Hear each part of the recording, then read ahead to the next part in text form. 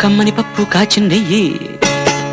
వేడి వేడి అన్నం మీద కమ్మని పప్పు కాచిందెయ్యి పప్పు తప్పడం కలిపి కొట్టడం భోజనం వన భోజనం